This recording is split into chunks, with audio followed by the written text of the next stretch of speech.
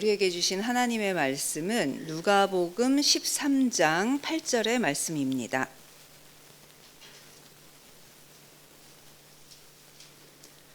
네, 찾으셨으면 함께 합독하시겠습니다. 대답하여 이르되 주인이여 금년에도 그대로 두소서. 내가 두루 파고 걸음을 줄이니. 아멘. 할렐루야.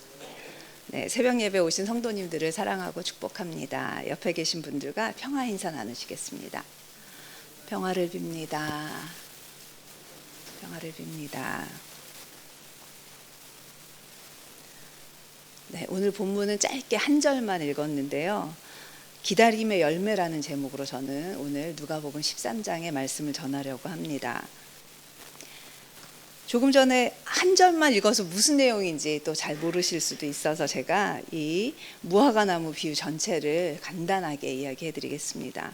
한 사람이 포도원에다가 무화과나무 한 그루를 심었다고 합니다. 그런데 3년이나 기다려도 열매를 맺지 않자 그 무화과나무를 맡겼던 포도원 지기에게 이 쓸모없는 무화과나무를 찍어내 버리라고 이렇게 이야기를 합니다.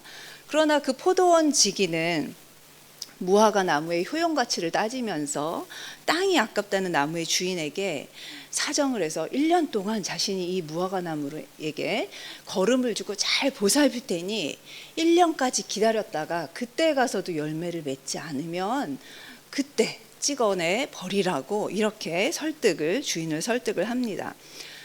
포도원 지기는 이 나무가 자신의 소유도 아닌데 왜 굳이 찍어내버리라는 그 나무의 주인의 말을 주인을 설득하여서 1년을 더 기다려달라고 했을까요? 아마 매일같이 그 포도원 안에 있는 나무들을 돌보면서 물을 주고 가지를 치면서 아마 자식과 같이 정이 들었던 것 같습니다. 그래서 수확철에만 와서 열매를 거두어가는 그 주인보다 이 나무를 더 아꼈던 것 같습니다. 자녀들을 양육하는 부모의 마음이 이렇죠. 자녀가 잘났던 못났던 제 자녀이니까, 자신의 자녀이니까 무조건적인 사랑을 줍니다. 세상이 하도 험하고 악해져서 그런 부모만 있는 것이 아니라 간혹 자녀를 학대하는 부모가 있다는 그런 끔찍한 소식을 뉴스에서 접하기도 하지만 대부분의 그 부모들은 자신이 줄 수 있는 것을 모든 것을 아낌없이 내어주는 그런 큰 사랑을 자녀에게 베풉니다. 또 알아서 자라는 자녀들보다 못나고 그 아픈 자녀들을 더 그 아픈 새끼손가락처럼 더 사랑을 합니다. 더 많은 관심을 쏟습니다. 그리고 그 자녀가 어긋나서 집을 나가고 가야 할 길을 가지 않았을 때 나중에 돌아올 때를 한없이 기다리면서 돌아온 탕자를 버선발로 맞이하는 그 아버지와 똑같은 심정으로 자녀가 돌아오기를 기다리고 있는 것입니다. 이처럼 기다림이란 행위는 사랑이 전제할 때 가능한 일인 것입니다.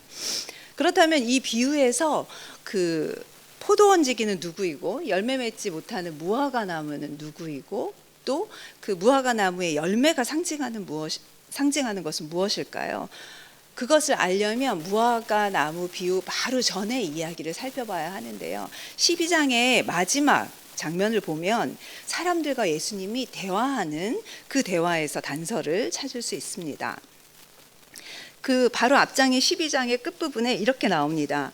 예수님은 사람들에게 외식하는 자여 너희가 천지의 기상은 분간할 줄 알면서 어찌하여 이 시대는 분간하지 못하느냐라고 호통을 치시는 장면이 나오는데요. 그리고 바로 이어서 너희를 고발하는 자들과 화해하지 않은 채로 재판장 앞에 나가면 너희는 틀림없이 옥에 갇히는 신세가 될 것이라고 이렇게 야단을 치십니다. 여기에서 예수님께서 말하시는 이 시대는 어떤 시대를 말하는 것일까요?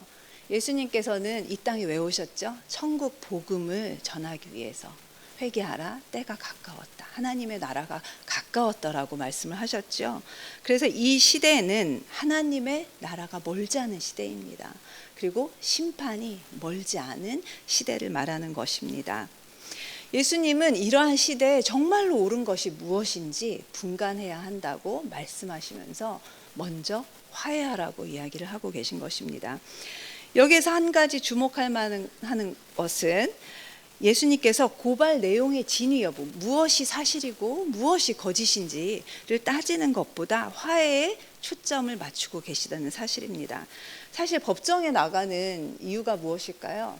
누구의 잘못이 더 큰지, 누가 정말로 잘못했는지 그 시시비비를 가려서 그 책임을 잘못한 사람에게 지우기 위해서 법정에 나가는 것입니다. 그런데 예수님께서는 사건의 진실보다는 화해하는 데 더 초점을 맞추고 계십니다. 화해하지 않으면 옥에 갇힌다고 이야기를 하고 계신 것입니다. 이 말씀은 마지막 시대에 일어나는 그 극단적인 대립과 갈등에 대해서 시시비비를 따지기 위해서 법정에 가는 것이 옳은 것이 아니라 서로 양보하고 배려해서 화해하는 것이 마지막 시대의 옳은 일이라고 이야기를 하고 계신 것입니다. 평화는 모두가 완벽해야만 이루어지는 것이 아닙니다. 평화는 자연스러운 결과가 아닙니다. 만약 그렇다면 이 세상은 너무도 불안전하죠. 항상 뭔가 잘못을 저지른 사람이 있는데 어떻게 평화가 잠시라도 있을 수 있겠습니까? 하나님과 우리의 관계만 봐도 그렇습니다. 거룩하신 하나님과 그 죄로 가득한 우리 사이에는 큰 건널 수 없는 그 심연이 있습니다. 하나님은 우리의 죄에 대해서 용서하지 않으십니다. 하지만 예수님의 십자가 죽음이 있었기에 예수님께서 우리의 다리가 되어 주셨기 때문에 우리가 하나님과 평화를 이룰 수 있게 된 것입니다. 예수님은 평화를 위해서 자신을 희생제물로 드리신 분이시고 그러한 큰 선물을 받은 우리가 이제는 그 화해를 이루는데 평화를 이루는데 앞장서기를 바라고 계신 것입니다. 그러나 우리는 어떻습니까? 여전히 용서, 화해가 너무 어렵습니다. 그리고 그 용서해야 할 필요조차도 사실은 잘 느끼지 못하고 있는 것 같습니다. 오늘 이 시간 우리 안에 우리의 모습 속에 10,000달란트의 그 빚을 탕감받고 고작 그 100데나리온의 빚을 탕감해 주지 못했던 용서할 줄 모르는 그 종의 모습이 있지는 않은지 돌아봐야 할 것입니다. 결국 화해를 하려는 마음은 우리 자신이 대단해서가 아닙니다. 우리 자신의 그 너그러움과 관대함에서 나오는 것이 아니고 하나님께 큰 은혜를 진 자, 그 빚을 탕감받았다는 사실을 깨달은 자의 마음에서 나오는 것입니다. 회개의 마음에서 그 관대함과 너그러움이 나올 수 있는 것입니다. 이어지는 13장의 그 앞부분을 보시면 또 특이한 장면이 나옵니다. 사람들이 그때 마침 예수님께서 이 말씀을 마치자 사람들이 나와서 예수님에게 그 당시에 일어났던 그 이슈가 됐던 큰 두 가지 사건을 이야기하는데요. 첫 번째 사건의 내용은 빌라도가 갈릴리 사람들을 죽여서 그 사람들의 피를 제물에 섞었다는 아주 엽기적인 내용입니다. 충격적이죠. 이런 끔찍한 사건이 일어난 것에 대해서 갈릴리 사람들이 얼마나 공포에 질리고 놀랐을까요? 아마 많은 충격을 받았을 것입니다. 그런데 예수님은 이 이야기를 듣고 그 빌라도의 악행을 탓하고 혼내시는 것이 아니고 이 이야기를 전하는 사람들을 혼내고 계십니다. 너희도 만일 회개하지 않으면 다 이와 같이 망하리라 하는 듣기 거북한 말씀을 하고 계신 것입니다. 또 다음 사건은 뭐죠? 실로암에서 망대가 무너지는 사고로 18명의 사람들이 생명을 빼앗겼다는 것입니다. 목숨을 잃었다는 또 사고에 대한 이야기를 사람들이 전하고 있습니다. 그런데 예수님께서 또 이야기를 들으시고 사고에 대한 슬픔과 위로의 말씀을 전하시는 것이 아니고 또다시 너희가 회개하지 않으면 이처럼 망할 것이다 라는 악담에 가까운 말씀을 하십니다. 예수님은 왜 이 두 사건을 이야기하고 있는 사람들에게 이런 말씀을 하고 계신 것일까요? 그것은 사람들의 깊은 속마음을 꿰뚫어 보시고 계시기 때문인 것 같습니다. 욥의 친구들이 어땠습니까? 욥이 고난을 당했을 때 욥의 친구들이 그랬던 것처럼 이 사람들을 지금 다른 사람들의 불행을 멀찌감치 바라보며 전하고 있습니다. 깊이 공감하지 못하고 있습니다. 마치 그런 일들을 당한 사람들은 죄가 없는 우리들과는 다르다. 그냥 뉴스를 전하고 있는 것입니다. 예수님과 함께 동거동락했던 예수님의 그 마음을 누구보다도 잘 알았을 제자들이 태어날 때부터 소경됐던 사람들을 보면서 뭐라고 했죠? 이 태어날 때부터 소경된 것이 누구의 잘못입니까? 누구의 죄 때문에 이 사람들이 이렇게 됐습니까? 라고 물어봤던 것을 보면 당시에 사람들의 인식은 불행한 일이나 갑작스런 죽음이 찾아오면 아마 저 사람이 죄를 지어서 그런 거야 라고 생각했던 것 같습니다. 그러나 질병과 사고로 너무나 빨리 목숨을 잃은 사람들이나 아무 탈 없이 천수를 누리는 사람이나 똑같은 것이 하나 있습니다. 누구나 그 근본적인 불행, 죽음을 피할 수 없다는 사실입니다. 근원적인 죽음의 문제에서 자유로울 수 없다는 것입니다.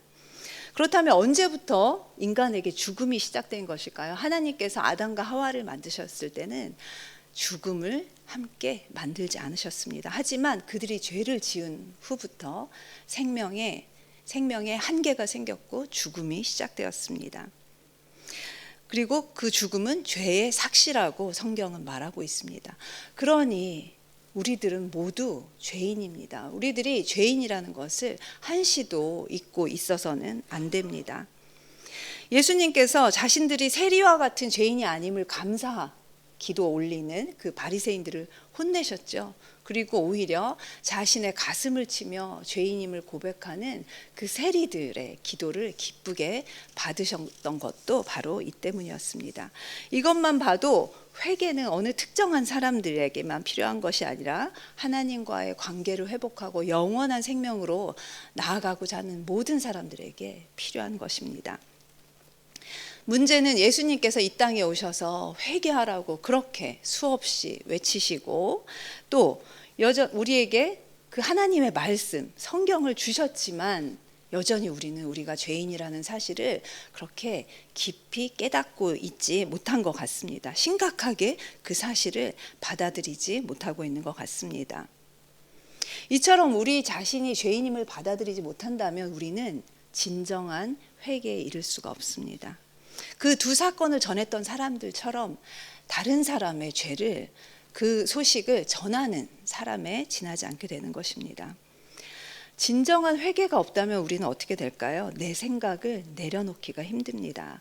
이것이 바로 우리의 삶 가운데 갈등과 대립이 끊이질 않고 화해가 이루어지지 않으며 또 다른 사람의 그 깊은 슬픔에 공감하지 못하는 이유입니다. 만일 우리가 죄인임을 철저히 인정하고 예수님으로 말미암아 그 엄청난 죄를 용서받았음을 깨닫는다면 우리의 삶은 조금 달라질 것 같습니다. 우리는 더 남에 대해서 관대해지고 온유해질 것입니다. 이것이 바로 회개의 열매이며 그 무화과 나무의 열매입니다. 그 주인이 그토록 바랬던 열매라고 할 수 있습니다. 우리 삶에 이런 회개의 열매가 있는지 돌아봐야 합니다. 본문에서 예수님은 너희가 만일 회개하지 않으면 다 이와 같이 망할 것이라고 계속해서 경고하고 계십니다. 그리고 2000년 전에 시작된 이 경고가 아직도 계속되고 있습니다. 왜 예수님께서는 오랫동안 돌이키지 않는 우리의 모습에 화가 나실 법도 한데 하나님께서는 이제 그 경고를 멈추고 심판을 우리에게 하실 때도 됐는데 왜 그 심판을 계속해서 유보하고 계신 걸까요? 그 이유는 포도원 지기가 그 주인에게 이 나무를 찍어버리지 말고 1년만 더 기다려달라고, 내가 열심히 키워보겠다고, 내가 열심히 키워서 반드시 열매를 맺게 하겠다고 했던 그 포도원 지기의 사랑 때문이라고 생각을 합니다. 하나님께서는 우리를 사랑하시기 때문에 그 심판을 유보하시면서까지 회개의 열매를 맺도록 기다리고 계신 것입니다. 하나님의 이 사랑의 기다림이 헛되지 않도록 회개에 합당한 열매를 우리 삶 가운데 맺는 모든 성도님들 되시기를 소망합니다. 사랑과